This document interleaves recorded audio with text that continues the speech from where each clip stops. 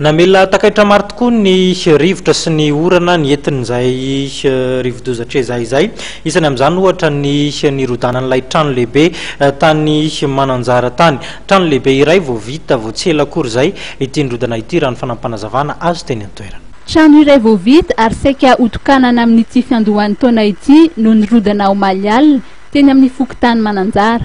Ny rarivato teo ambony no nirodana ary nianjera tamin'ilay trano izay tsara tarehy raha nambaran'ny mponina.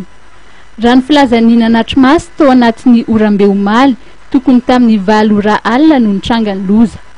Rava tao anatin'ny indray mpimaso ilay trano ary simba vokatry ny fiotsahan'ny rarivato sy ilay trano ihany koa ny fantsona lehibe mpitondra ny ranon'ny jirama.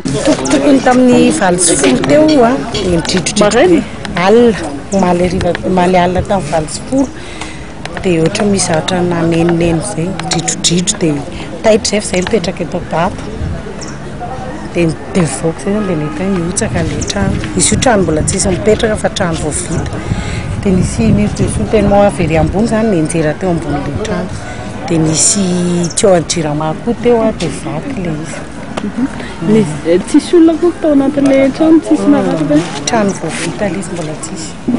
Tapaka nanomboka ho Malial ny rano tamin'ny fokontany maro manodidina ny fiadanana sy Mananjara. Ny teknisianina teo anivon'ny jirama izay mbola manohy ny asa fanamboarana hatramin'ny hariva teo. Ankoatr'izay dia voatery nialany trano fonenany ihany koa ny fianakaviana mipetraka amin'ny trano ambonin'ilay trano niotsahan'ny tany. Raha ny fanazavana nentin'ny filohan'ny fokontany Mananjara, betsaka ny fiotsahan'ny tany nitranga tao anatin'ny fokontany Adidiny. Fianakaviana 4 hafa ihany koa no traboana ary tsy maintsy nifindra nipetraka ao amin'ny biro-pokotany amin'izao fotoana izao. Tsisy zavatra azo ny fokontany ataony amin'io satria le olona nanao an'ilay trano dia izy ny tokony andraikitra amin'izay zavatra rehetrarehetra nataony. Izy ny tokony nangataka permis de construire dia nanome permis de construire no mijery an'io. Eo aho zao vao maheno amin'ny radio hoe mbola nanao filazana izy hoe mbola tapaka ny rano aloha zao fa manamboatra ry zareo aty amin'ny Sinibendrano. Amin'ny Sinibendrano vao eo mihitsy aho zao vao maheno zay no mahatonga mivoaka ny trano.